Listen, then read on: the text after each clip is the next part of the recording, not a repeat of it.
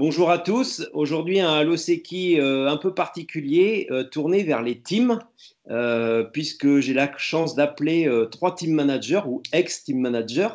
Donc, Jean-Mi Fort-Vincent, que tout le monde connaît, de chez Salomon, dans la boutique depuis près de 25 ans, Jean-Mi, je crois, et pas loin de 15 ans sur le team. Euh, Benjamin Molins, qui est chez Scott Running France. Donc, le Benjamin, je vais faire le mauvais jeu de mots, mais le Benjamin de l'équipe. Et Olivier Guy, donc aujourd'hui DTN adjoint à la FFA, mais surtout ex-team manager du team Adidas. Adidas, chez qui il a fait une grande partie de sa carrière en occupant un peu tous les postes. Donc, son expertise peut être très intéressante, sachant qu'il a été sportif de haut niveau sur 400 mètres haies et que Jean-Mi, je vais le dire, mais il a été aussi champion du monde de snowboard. Voilà.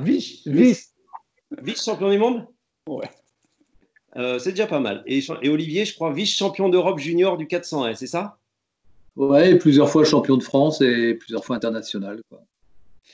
Messieurs, merci. En tout cas, comment ça va chez vous? Et est-ce que vous avez déjà les jambes qui fourmillent à l'idée de pouvoir aller recourir ou repédaler dans à peu près un peu plus de 15 jours maintenant?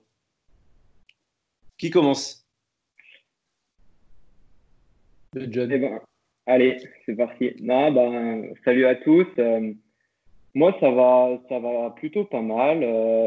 Ouais, j'ai les jambes qui fourmillent de repartir en montagne. Mais voilà, pour le moment, on est encore en période de confinement, donc on reste sur de l'home trainer et voilà, on prend un petit peu son mal en patience. Mais ouais, on a quand même hâte de pouvoir retourner en montagne parce que je pense qu'on fait tous les trois, tous les quatre, même des jobs un peu passion avec le sport outdoor. Donc oui, forcément, ça nous manque. Jean-Mi? Allez, bonjour à tous aussi. Ouais. Moi, j'ai les montagnes juste à côté, donc c'est un peu horrible parce que je les vois depuis le bureau, mais j'y vais pas.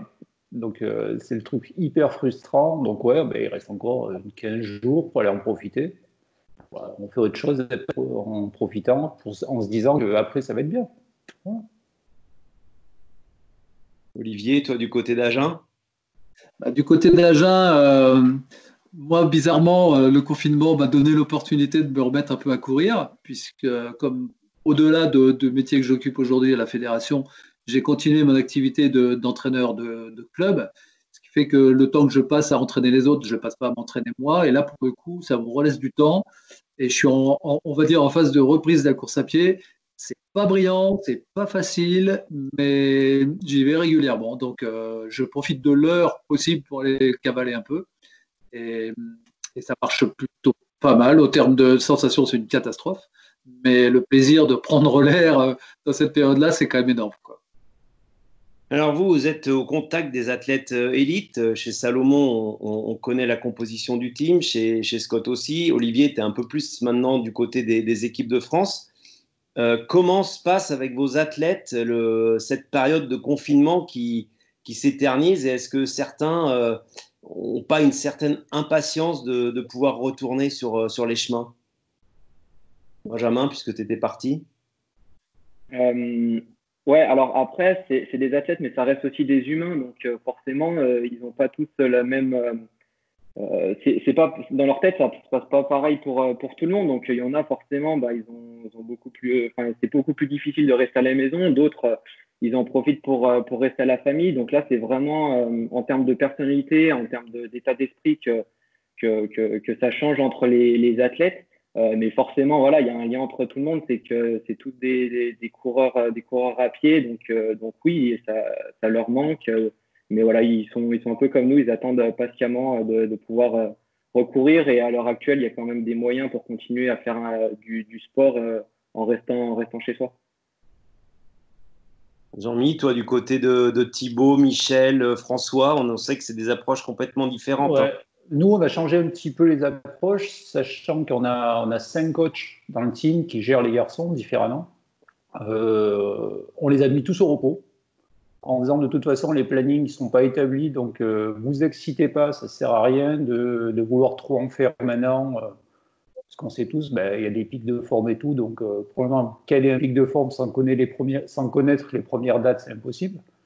Donc voilà, donc ils font des choses qu'ils n'ont pas l'habitude de faire. On leur dit prenez votre temps, allez faire du Zwift si vous avez envie, ou rien faire. Un mec comme François, il a fait 40 minutes en 15 jours, là. Mais ça ne le gêne pas parce qu'il fait autre chose. Il s'occupe de ses gamins, il s'occupe de ses réseaux sociaux et ça marche bien. Et l'envie va revenir à partir du 11 mai quand ils vont commencer à mettre les pieds plus loin que ce kilomètre de restriction. Toi, Olivier, qui était habitué à des planifications sur des objectifs très précis à la fois sur des athlètes de haut niveau en athlétisme ou avec le team Adidas, tu as des retours des athlètes de l'équipe de France sur notamment maintenant les objectifs qui ont changé avec ces championnats de France qui se sont décalés sur fin septembre, début octobre? En fait, la difficulté pour les athlètes, c'est de se projeter aujourd'hui. C'est d'avoir des dates fiables sur lesquelles ils vont pouvoir construire une programmation. Puisqu'aujourd'hui, ce qu'on dit aujourd'hui n'est peut-être plus vrai demain. Peut-être que le championnat de France n'aura pas lieu parce que les choses vont encore évoluer dans les jours qui viennent. Mais il y a cette incertitude qui pèse. Et pour le coup, il y a aussi des athlètes qui ne sont pas dans les mêmes conditions que d'autres pour continuer à se préparer. Donc là, on a des athlètes qui maintiennent leur qualité physique. En gros, je pense que personne n'arrive à développer des capacités. Peut-être en préparation physique générale, pourquoi pas, puisque chacun fait un peu plus de gainage peut-être ou d'assouplissement et autres. Ça peut avoir un intérêt de ce côté-là, mais la difficulté est assez grande sur la projection. Et puis le fait d'être frustré par ce que vient de dire Jean-Michel, de voir les montagnes ne pas pouvoir y aller. Psychologiquement, ça demande aussi une adaptation et l'idée d'avoir déjà des dates déjà relativement précises sur l'après, ça permet de se projeter. Mais en tous les cas, chacun a trouvé ses propres solutions pour l'instant, à construire son petit programme, ses routines. On sent bien quand même qu'il y a une démarche quand même assez professionnelle dans l'approche. Personne ne fait rien en tout cas. Alors justement, on en parlait, Jean-Mi t'en parlait, il y a des approches complètement différentes.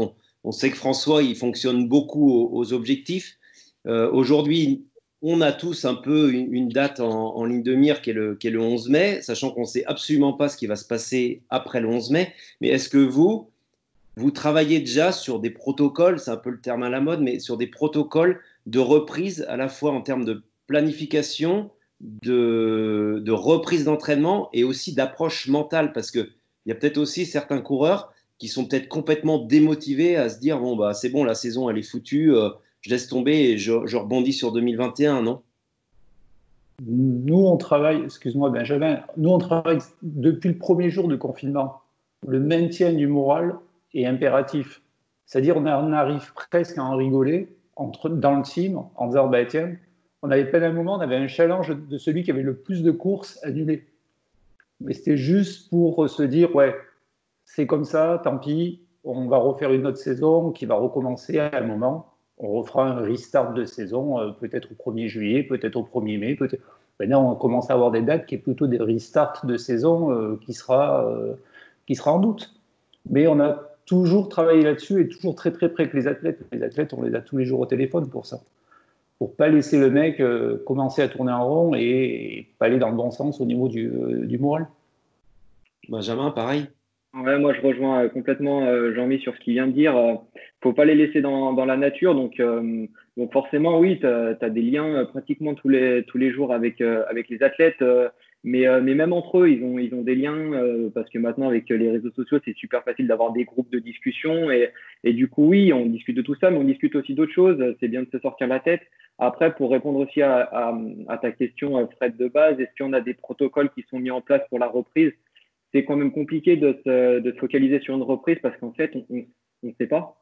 On a des dates qui sortent à droite, à gauche, mais en fait, on ne sait pas. Personne ne sait quand réellement la compétition va pouvoir reprendre. Donc, nous, pareil, on travaille. Certains athlètes travaillent avec Adrien Séguret au niveau de la partie coaching. Donc, voilà, il essaye d'amener des choses nouvelles et pas rentrer dans une routine d'entraînement ou de maintien des capacités physiques des athlètes. Mais à l'heure actuelle, c'est quand même très compliqué de dire, bah voilà, les compétitions vont reprendre temps, il va falloir arriver au pic de forme à tel moment. Parce que pour le moment, les dates, on a des dates pour info, mais on n'a pas toutes les infos nécessaires pour pouvoir programmer ces choses-là, quoi. Olivier, compliqué de se projeter sur des objectifs quand il y a cette espèce de flou, même ce que tu disais. Est-ce que les championnats de France vont vraiment avoir lieu? Est-ce que c'est facile d'avoir ce focus là-dessus, quoi?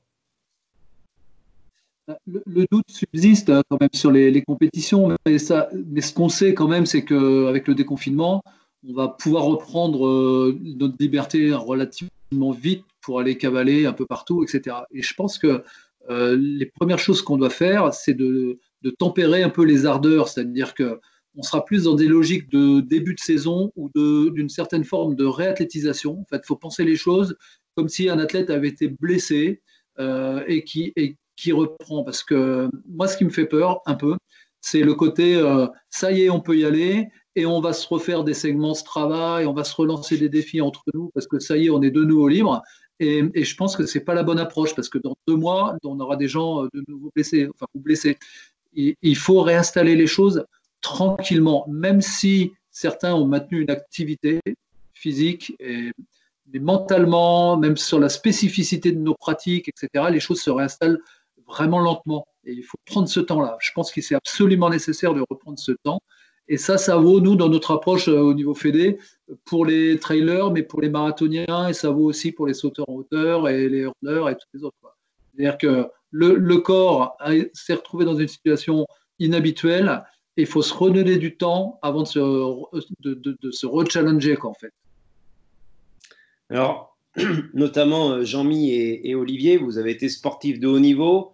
Olivier, tu as même accompagné des athlètes sur les Jeux Olympiques, donc tu es allé vraiment sur la très très haute performance. Est-ce qu'aujourd'hui, vous arrivez à adapter certains outils que vous aviez en snowboard, en 400 haies ou Benjamin Shea par l'intermédiaire du vélo pour essayer justement de sortir de la routine et d'apporter un peu de fraîcheur aux athlètes sur d'autres objectifs? Est-ce que vous utilisez d'autres outils? Ouais, alors je vais reprendre ce que disait Jean-Mi tout à l'heure. Ouais, nous on utilise justement vélo avec Zwift, la plateforme virtuelle. Ça permet de se rejoindre, on va dire, sur une sortie virtuelle pendant un petit moment et on va dire, voilà, la sortie, elle passe un peu plus rapidement. Ça permet de s'amuser aussi un petit peu. Alors attention, faut faire quand même, faut faire vachement gaffe. J'avais vu le Alloseki qui parlait justement de Zwift et ouais, faut être très prudent parce qu'on reste sur de l'home trainer et l'home trainer est quand même beaucoup plus fatigant que du vélo sur roue. Donc il y a quand même des choses à faire attention, même si on s'amuse, quoi. Jean-Mi, toi, par rapport à l'expérience du snowboard?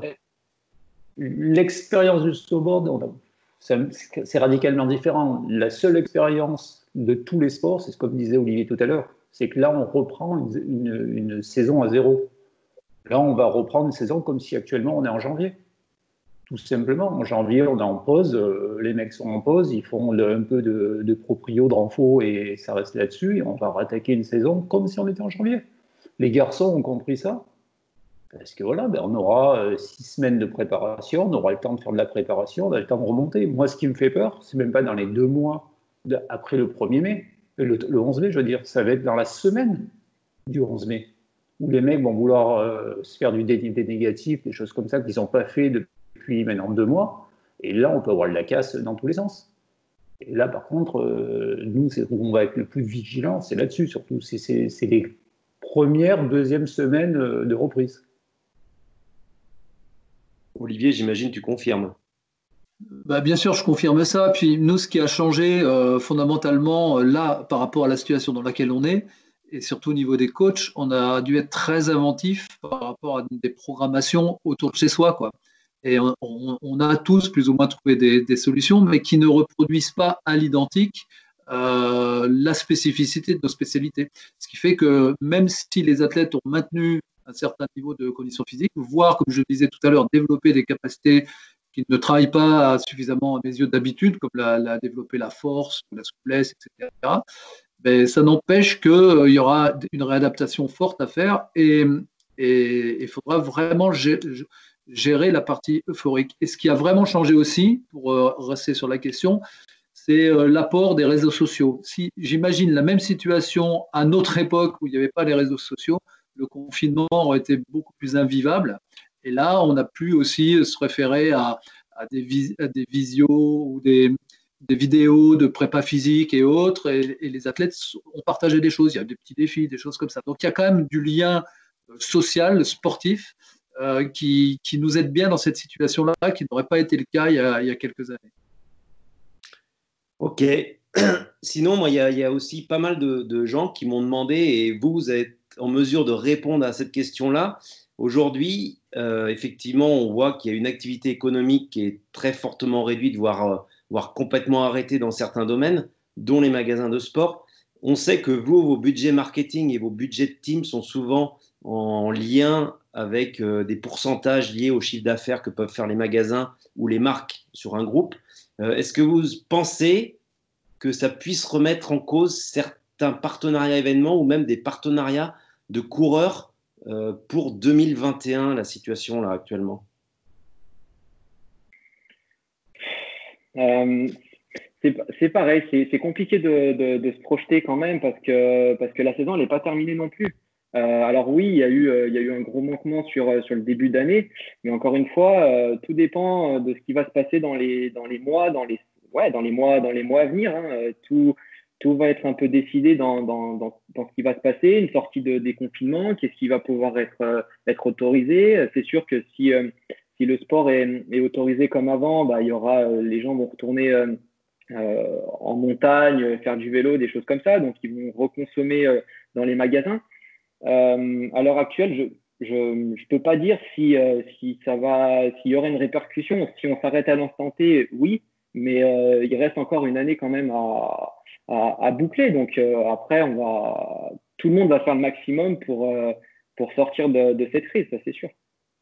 Jean-Mi, vous, du côté de Salomon, vous avez beaucoup de courses et aussi un gros budget marketing sur les teams et les événements. Est-ce que pour l'instant... En fait, là, moi, de toute façon, je rejoins complètement Benjamin. L'instant T, ça serait compliqué. Dans 6 mois, on ne sait pas. Ce qui est important pour nous, Salomon, c'est les athlètes. Actuellement, les athlètes, c'est la visibilité numéro 1 de la marque. Tous les jours, on fait des articles, tous les jours, on fait des interviews. Demain, dans l'équipe, il y aura quelque chose sur François. On n'en arrête pas d'en caler. C'est aussi notre visibilité, parce que c'est l'ADN de notre société, de la société Salomon, de travailler avec les athlètes. Donc en ce moment, ils sont vraiment très très forts parce qu'ils sont la vitrine de la boîte. Donc à ce jour, ils sont importants. Qu'est-ce qui va se passer en 2021 ? Je ne sais pas, mais je sais qu'une chose, c'est qu'il y aura toujours un team Salomon parce qu'on a toujours travaillé comme ça avec des teams, avec des athlètes depuis 2004 entre elles. Toi, Olivier, je sais que tu as aussi géré les gros budgets d'Adidas sur notamment des partenariats fédés. Est-ce que plus globalement, sur une marque, ça peut avoir des incidences du coup? Oui, selon la santé économique de l'entreprise. La priorité sera toujours à pérenniser l'entreprise et les budgets marketing parfois en subissent un peu les conséquences. C'est logique, c'est pas forcément la priorité. Sauf que lorsqu'on est dans le domaine du sport, où l'image de la marque repose sur le sport, il est très important pour conserver ses clients et garder son image dans le milieu, de continuer à travailler avec le monde du sport, c'est assez évident. Donc ça ne tombera pas à zéro. Il est possible qu'il y ait des restrictions. Faut pas, c'est logique en tant que personne qui gère une entreprise. Si vraiment l'entreprise est en difficulté, il faudra qu'il fasse des économies. Mais très honnêtement, sur les marques qu'on vient de citer, l'ADN est vraiment autour de la pratique sportive et il n'y a pas de raison que tout ça tombe à zéro puisque c'est l'image même de la marque. Ok, ben on a bien tout noté, toutes vos recommandations, toutes vos préconisations sur la reprise. Un dernier message, si vous aviez un message d'espoir autre que celui de d'une reprise en douceur, sans trop forcer, sans vouloir aller taper les coms du voisin le lendemain du 11, il serait lequel? Moi, c'est commencer doucement si vous voulez perdurer dans la saison. Ça serait quand même bête de se blesser au bout d'une semaine, 2 semaines de reprise. Donc, faites les choses dans l'ordre, allez-y doucement et surtout prenez du plaisir parce que c'est pas une situation facile qu'on vit. Donc, je pense que la prise de plaisir et se recentrer sur la pratique sportive, ça va être vraiment quelque chose d'essentiel. Donc, voilà, faites attention à vous dans votre pratique sportive. Jean-Mi? Bah, pas grand-chose à rajouter à ce qu'a dit Benjamin, sauf que voilà, à mon avis, il faut vraiment que les gens se projettent comme ça. On est en début de saison. On a passé un bon moment, ensemble, en famille, un grand moment, des grands réveillons, on a fait. On est en début de saison. Maintenant, il faut rattaquer, remettre le bleu de chauffe dans le bon sens et travailler tranquillement avec le sourire et ça va se passer bien. Olivier? Moi, je dirais tout simplement si les athlètes en confinement ont développé des réflexes de refaire de la condition physique, du développement de la force, etc., ne lâchez pas cette pratique-là pour repartir uniquement sur de la course à pied, mais justement, intégrez-la, peut-être ça peut être intéressant. Et l'autre aspect aussi, soyez très prudents, parce que là, je ne vais pas finir sur une note négative, mais ce virus est assez vicieux. Et au-delà des poumons, il a tendance à s'attaquer au cœur aussi. Et il ne faut pas refaire des efforts extrêmement violents tout de suite. Et faire un bilan médical avec un médecin du sport, ça peut être aussi très intéressant en amont de la reprise, pour être sûr que toutes les voyants sont au vert. Alors, je ne veux pas faire paniquer les gens, hein, mais la prudence est quand même de rigueur, surtout pour ceux qui ont eu le virus et peut-être même sans savoir. Il faut quand même être assez prudent là-dessus. Ok, merci messieurs, c'était très intéressant. Je pense qu'effectivement, on a peut-être dit des choses qui sont parfois évidentes, mais je pense que c'est pas inutile de les redire. En tout cas, merci.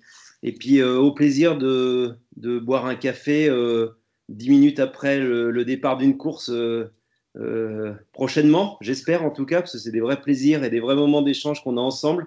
Donc j'ai hâte en tout cas de retrouver ces moments-là avec vous. Nous aussi, hein, on a hâte de se revoir tous. Hein. C'est clair, on peut se retrouver où tu veux, au bord du lac d'Annecy, où tu veux, comme d'habitude. Et pas uniquement pour boire un café. Hein, Ça, chacun interprétera comme il veut. Bon, merci, à bientôt. Merci. À très bientôt. Merci.